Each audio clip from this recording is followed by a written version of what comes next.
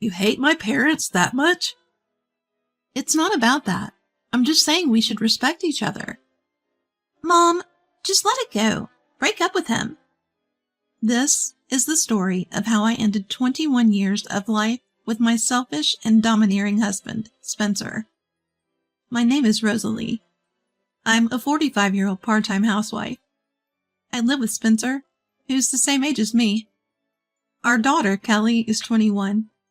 She's currently an apprentice hairstylist in New York. Spencer is a corporate guy, but he's had a good income since he was young, so we've never struggled financially. Because of that, I never complained about his many hobbies, like golf and skiing, filling up our garage. But Spencer never shared those hobbies with Kelly and me. Even after Kelly was born, he was rarely home on weekends. We never even ate together during the weekdays. He hardly attended any of Kelly's school events. He'd show up at sports day, but you could tell he didn't want to be there. And he was always yelling. If things didn't go his way, he'd raise his voice. He hated being criticized. Whenever I would speak against his selfish attitude towards Kelly, he'd get angry and kick things around. The anger in his eyes was genuinely frightening. I was always scared of that look. I thought about divorce many times, but I never had the courage. Plus, when he was in a good mood, he'd dote on Kelly, so I couldn't take away her only father. Looking back, I realized that I was probably just making excuses to justify my own laziness. Every summer and Christmas vacation, Spencer would enthusiastically take Kelly and me to visit his parents. His family runs their own business. Spencer, being the eldest son, didn't take it over. Instead, my brother-in-law and his wife run the business and live with my in-laws. Despite choosing the corporate path, Spencer seems to have a complex about my brother-in-law. In front of him, Spencer always brags about how great he is. But his family doesn't really care about Spencer's bragging. They just let it go in one ear and out the other. While I sat doing nothing, it was hard dealing with Spencer, who not only made me do all the chores at his parents' house, but also mocked me openly. Yet his family suddenly looked out for me. When we left, they would always say, "Thanks for coming." So despite Spencer's attitude, I didn't really dislike his family. In fact, I often wondered why Spencer was the way he was, given that his family was so great. My mom raised me on her own after my dad passed away when I was in the 8th grade. She was a part-time nurse's aide back then, but studied hard to become a registered nurse. She worked tirelessly to support me through vocational school. Thanks to her, I landed a job in caregiving. I deeply respect my mom for it. I live alone now, and my aunt, who is my mom's sister, lives nearby. I wanted to visit my family home too because I still worry about Mom. But Spencer, who would gladly spend days at his own home, always made sure our visits to my place were brief, just a couple of hours. And he'd grumble under his breath the whole 3-hour car ride. Spencer was all smiles in front of my mom, though, trying to look like a good person. Fed up with his behavior. "Let's spend our summer vacation visiting our own families separately," I suggested. But Spencer absolutely wouldn't have it. Tired of dealing with Spencer's short fuse, I started visiting my mom with Kelly when he wasn't around. Once Kelly passed her cosmetology exams and landed a job in New York, life with Spencer became even more unbearable for me. He suddenly became intrusive, focusing on our home life only after Kelly moved out. Even if I came home slightly late, he would yell at me. But he never stopped going out to play, even while he kept me tightly bound and continually berated me. On weekends when Spencer wasn't home, I actually felt relieved. Occasionally, when he returned home early and found out I hadn't prepared dinner, he would rage. "Couples should have their meals together. That's just common sense." I was stunned by his contradictions. Kelly has flown the nest. Even with my qualifications, I could make things work if I put my mind to it. maybe it's time to seriously consider what lies ahead. Just as I began pondering this, my aunt called me early in the morning.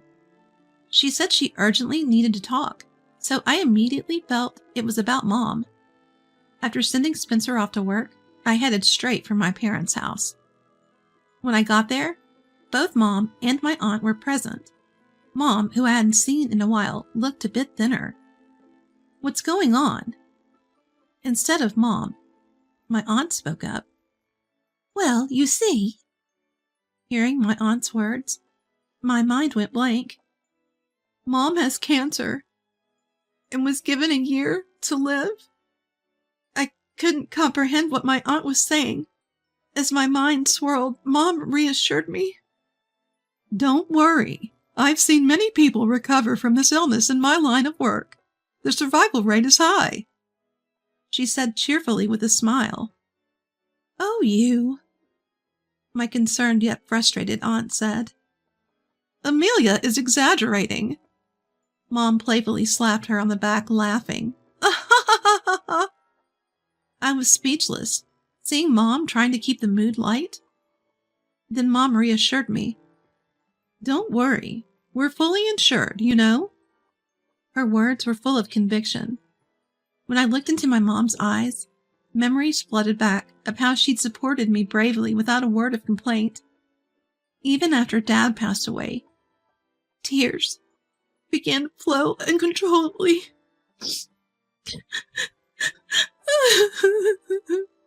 "Hey, I'm not dead yet, you know." Mom tried to turn it into a joke, but I could see she was also holding back tears. My aunt was doing her best to keep it together, too. From that point on, my thoughts were consumed by Mom. I deeply regretted secretly meeting someone else behind Spencer's back. Is there anything I can do for Mom, who has worked so hard for me? Then I remembered something Mom once said. "I'd love to spend time leisurely watching the ocean." That's it. I'll gift Mom a vacation. While she still has the energy, I'll make Mom's wish come true. Feeling determined, I first contacted our daughter Kelly and informed her about Mom's condition. I also told her I was considering a divorce, depending on Spencer's reaction. Kelly said she'd come home on her day off tomorrow. The next day, Kelly and I waited for Spencer to return. Spencer arrived home late, but was delighted to see Kelly, who had unexpectedly come to visit.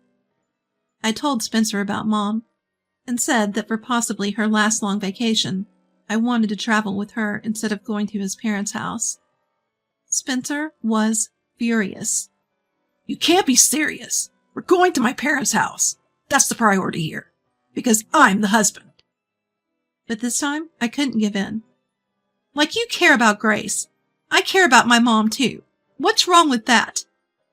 "Do you hate my parents that much?" "That's not the point. I'm talking about mutual respect." Even though this was about Mom's health, Spencer showed no understanding. Tears filled my eyes from anger and sadness. Then Kelly spoke up. "Mom, just let it go. Divorce him," she said calmly. Her words enraged Spencer. You think you can make a fool out of me? Who do you think puts food on the table?" he yelled. But Kelly was unshaken. Then, "Dad, do you realize what you're doing is bullying? You always put your fun first and never cared about Mom or me. When I hit my teens, suddenly you became all overprotective, shouting at me daily and calling me an ungrateful daughter who doesn't value her father. You don't care about Mom or me. You're just a kid who wants to be pampered," she stated. Kelly's words opened my eyes more than my own thoughts ever had. "See, this is what happens when you let a kid live alone. I don't care about your family. If you don't want to go to my parents' house, let's get a divorce." Spencer was trembling with rage. I looked into his eyes. My resolve hardened. "Fine, let's get divorced," I said, ignoring his shouts. I packed our bags, took Kelly with me, and left the house.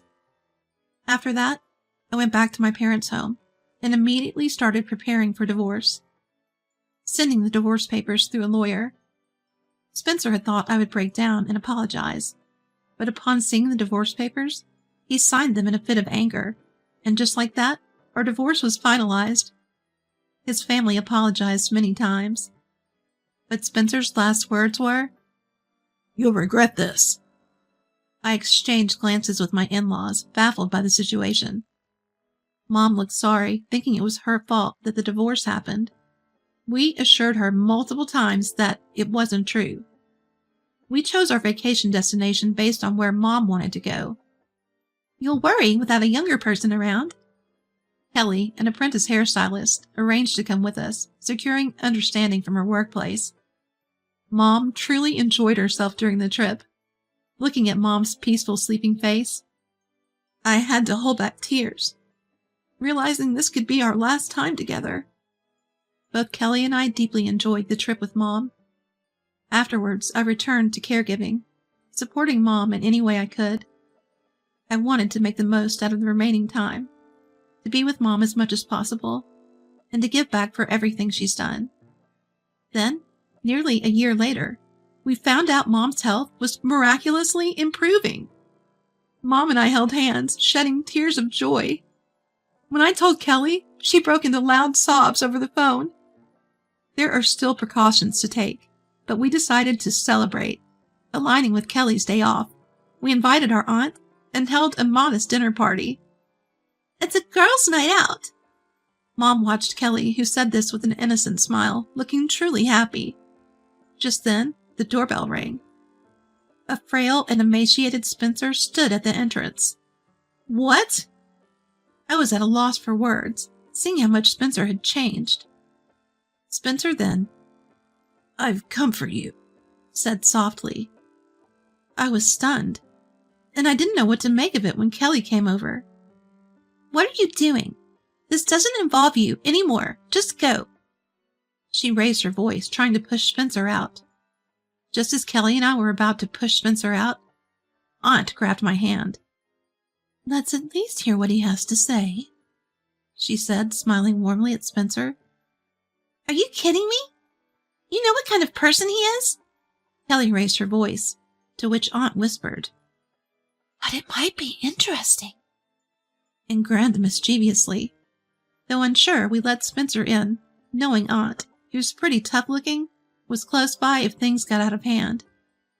Kelly and I exchanged looks, then allowed Spencer to enter the house. Spencer began talking without waiting for us to initiate the conversation. Here's what Spencer had to say. After my divorce with Spencer, he quickly started dating a hostess in her 20s from a nightclub. But as soon as he financially backed her dream of opening her own business, she vanished and stopped responding to his messages.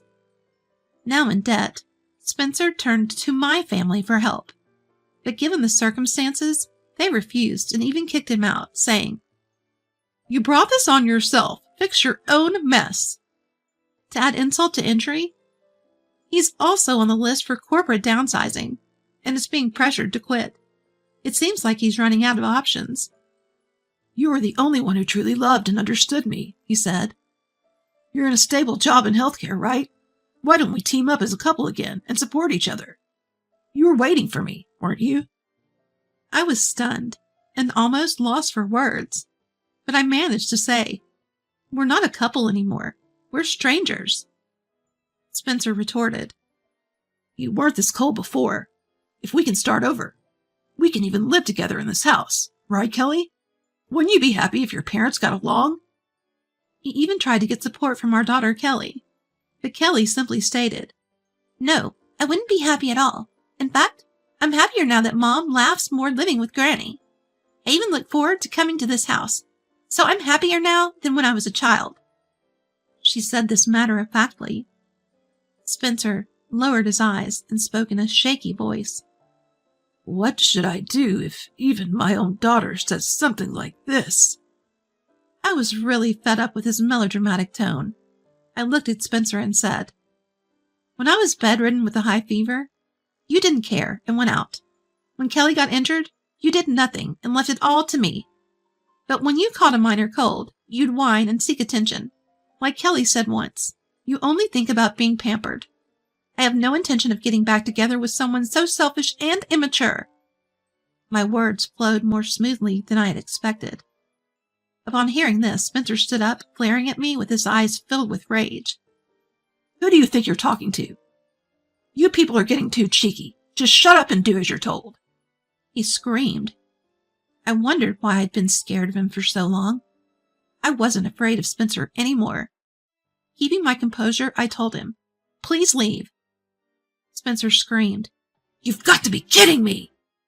He then grabbed a piece of fried chicken in front of him and hurled it at me.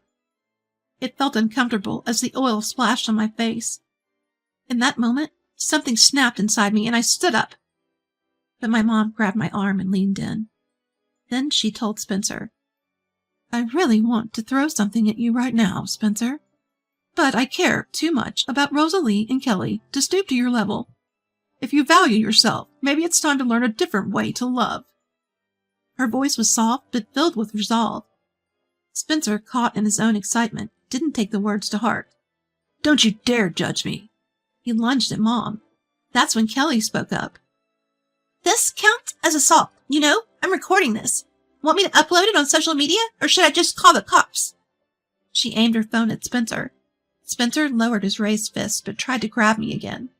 I, however, looked straight into Spencer's eyes and said, "I'll be contacting a lawyer for a restraining order. I'd like to legally ensure that you no longer interact with us. We kindly ask that you leave our home." Spencer chuckled creepily. I was joking, okay? He tried to eat the food in front of him. "Please leave," I immediately said. Spencer started to say something, still with that creepy grin, but the intense gaze from me, Kelly, Aunt, and Mom made him mutter. "You're all so cold-hearted." He staggered out. Once Spencer left, the tension drained from us. We looked at each other and gave a tired laugh. Oh! Aunt asked Kelly, "Did you really record that?" Upon hearing this, Kelly casually replied, "As if. It's just a bluff." And she laughed. Although I was filled with joy at how strong Kelly had become, memories of the pain I had caused her filled my mind. "I'm sorry. I never wanted to put you through this," I said, tears of regret spilling over. "It's okay. I see it as a cautionary tale. I'm not a kid anymore, and I can choose who matters to me. But there was a time when it hurt, to feel like I was the reason you wouldn't divorce. I'd appreciate it if you could be a little more decisive moving forward." Kelly responded with tears in her eyes. Hearing Kelly's stern yet kind words, I felt the weight of the burden I'd placed on her and wanted to cry out. But with strong-willed Kelly and my mom, who fought through her severe illness right in front of me, I knew I had to be strong too. I may have called Spencer immature, but I realized I still have much growing up to do myself. Spencer tried calling me several times afterward, but I didn't respond at all. He even showed up at the house a few times, but I only told him through the door, "I'll call the police," and I never met him. After a few visits like that, just as I was discussing calling the police next time, I got a call from my in-laws. "We apologize for our foolish son. We don't want to cause you any trouble, especially not for our granddaughter Kelly, so we've decided to take responsibility as his parents." That was the gist of it. They called back Spencer, who I kicked out, to help with the family business and tried to re-educate him. But he couldn't stand working under his brother-in-law and ended up causing trouble, not only for the family, but also for their clients. The CEO of one of those clients couldn't stand it any longer and transferred Spencer to work at a subsidiary in the middle of nowhere. It was a strict environment with no entertainment around, and Spencer now seems to be working in what's basically isolation. For someone like Spencer who loves fun, this might be the ultimate penalty. Facing my mom's situation gave me the chance to confront myself and learn to be strong without blaming others. While I do think Spencer got what he deserved, I can't help but be thankful for the strong, compassionate woman Kelly has become. Rather than harboring resentment, my greater wish now is for Spencer to gain emotional independence. I hope he's living his life somewhere I don't know about.